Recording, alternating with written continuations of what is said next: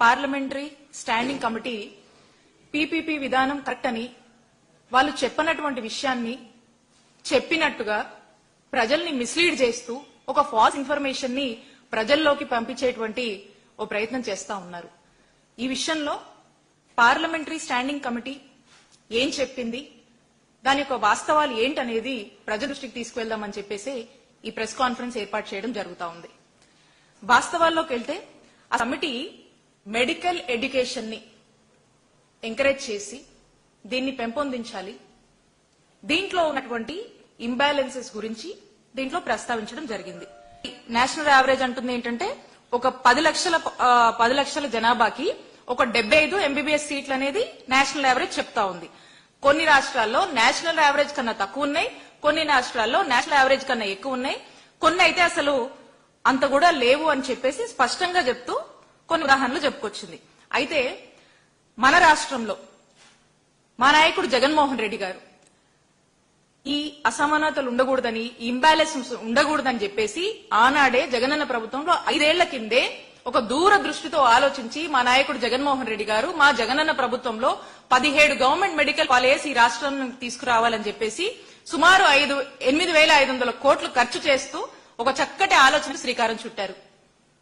దీంట్లో భాగంగా 7 కాలేజీలు మేము కట్టడం జరిగింది, 5 మేము ప్రారంభించాము. ఆ ఉన్నటువంటి 10 కాలేజీలని ఇంకాస్త పనులు చేసి పూర్తి చేస్తే చంద్రబాబు నాయుడు గారు వచ్చాక అవి కూడా ఈ ప్రజలకు అందుబాటులోకి వచ్చేవి. ఇప్పుడు ఆ ఉన్నటువంటి ఆ 10 కాలేజీలను పీపీపీ అని ముసిగేసి ప్రైవేటైజేషన్ అని చెప్పి దాన్ని మార్కెట్ చేస్తూ ఒక స్కామ్ తెరలేపారు చంద్రబాబు నాయుడు గారు. ఈ ఫీజు కొంత ఈ ప్రైవేట్ కాలేజెస్ లో పిల్లలు చదువుకోవడానికి, మెడికల్ ఎడ్యుకేషన్ చదవడానికి చాలా ఎక్కువగా ఉంటుంది. 60 లక్షల నుంచి ₹1 కోటి వరకు, లేదా ఇంకెక్కువ ఉన్నా ఆశ్చర్యం లేదు.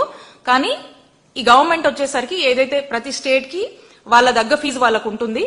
సో కాబట్టి ఆ ఫీ స్ట్రక్చర్ తో పాటు ఇంకొక ఈ consultation of the fee regulatory కమిటీతో కూడా డిస్కస్ చేసుకుని ఈచ్ ఆఫ్ ద స్టేట్స్ కూడా ఆ 50% సీట్స్ డిసైడ్ చేయొచ్చు అని చెప్పి చెప్తా ఉంది.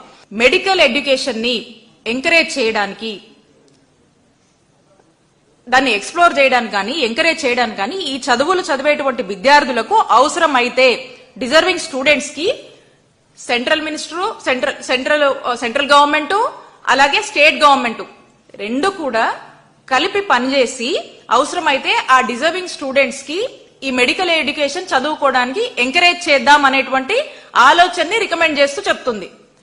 అండ్ రెండోది ఇందులో చెప్పినటువంటి పాయింట్, ఒకవేళ బట్ పరిస్థితి అయితే ఇక ఏ ఆప్షన్ లేకపోతే ఆ రాష్ట్రంలో ఆ మెడికల్ సీట్లు తక్కువ ఉండి ఆ మెడికల్ కాలేజ్ కూడా లేనటువంటి పరిస్థితుల్లో ఉంటే ఆ రాష్ట్రంలో అట్రాక్ట్ చేయడానికి, ఇంకా వైద్య విద్యని పెంపొందించడానికి అవసరమైతే ప్రైవేట్ వాళ్ళని పిలిచి పీపీపీ విధానంలో వాళ్ళని లేనటువంటి పక్షాన, స్టేట్ ఖర్చు పెట్టలేనటువంటి పక్షాన ఉంటే వచ్చి అప్పుడు ఆ ఆలోచనని చూడండి అని చెప్పి ఇందులో స్పష్టంగా చెప్తా ఉంది. అయితే ఇక్కడ మనం ఆలోచిస్తే ఎక్కడా కూడా ఈ పార్లమెంటరీ స్టాండింగ్ కమిటీ అనేది ఉన్నటువంటి ఆల్రెడీ ల్యాండ్ ఉండి, గవర్నమెంట్ ల్యాండ్ ఉండి దానికి ఫండ్స్ టైఅప్ చేసి కావాల్సినటువంటి ఇన్ఫ్రాస్ట్రక్చర్ ని లే చేసి ఇంకా కొంత కన్స్ట్రక్షన్ లో ఉన్నటువంటి ఆ కాలేజెస్ కొన్ని చోట్ల కొంతవరకు రిక్రూట్మెంట్ అయినటువంటి పరిస్థితులు ఉన్నప్పటికీ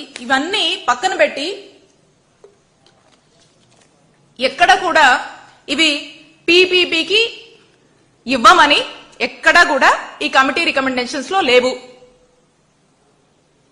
ఇది చంద్రబాబు నాయుడు గారికి గాని ఈ కూటమి ప్రభుత్వం గాని ఏమర్థమైందంటే ఇదేదో ఆ కమిటీ వచ్చేసి పీపీపీకి ఇవ్వమంది అంటే ఉన్నటువంటి ఇన్ఫ్రాస్ట్రక్చర్ ని, ల్యాండ్ ని, గవర్నమెంట్ ల్యాండ్ ని, ప్రజల ఆస్తిగా ఉన్నటువంటి ఈ మెడికల్ కాలేజ్, ఈ 10 మెడికల్ కాలేజ్ ఏవైతే ఉన్నాయో ఇవన్నీ కూడా ఉన్న పనంగా గవర్నమెంట్ నడపొద్దు, ఇవన్నీ తీసుకెళ్లి ప్రైవేటైజేషన్ అని చెప్పేసి ఎవరో ఒక థర్డ్ పార్టీకి ఇవ్వండి, ఇచ్చి అక్కడ నడపండి అని చెప్పి ఎక్కడా కూడా ఈ కమిటీలో చెప్పలేదు.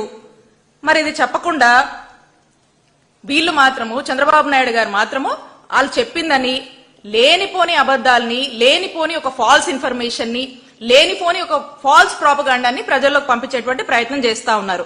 కాబట్టి నేను చెప్తా ఉన్నా చంద్రబాబు నాయుడు గారికి, నేను సవాల్ విసురుతా ఉన్నాను చంద్రబాబు నాయుడు గారికి, ఈ కూటమి ప్రభుత్వానికి.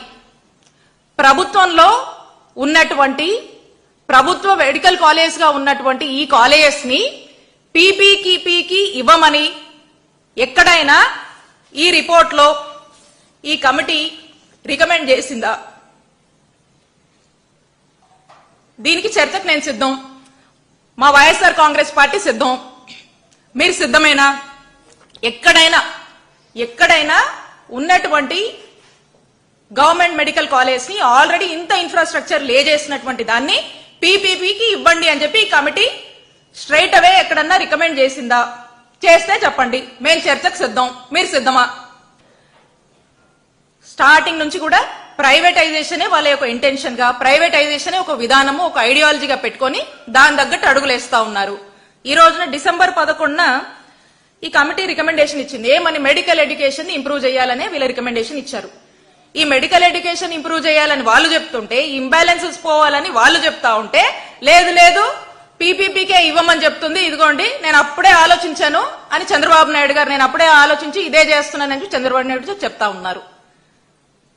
చంద్రబాబు నాయుడు గారికి పేదల ఆరోగ్యం మీద చిత్తశుద్ధి లేదు కాబట్టి, ఇలాంటి వంకలతో సాకులతో ఈయన చేయట్లేదు కాబట్టి అక్కడ ఎంకరేజ్ చేస్తూ చెప్పినటువంటి ఆ కమిటీ చెప్పినటువంటి విషయాల్ని ఇక్కడ తప్పుదోవ పట్టించేటువంటి ప్రయత్నం చేస్తా ఉన్నారు.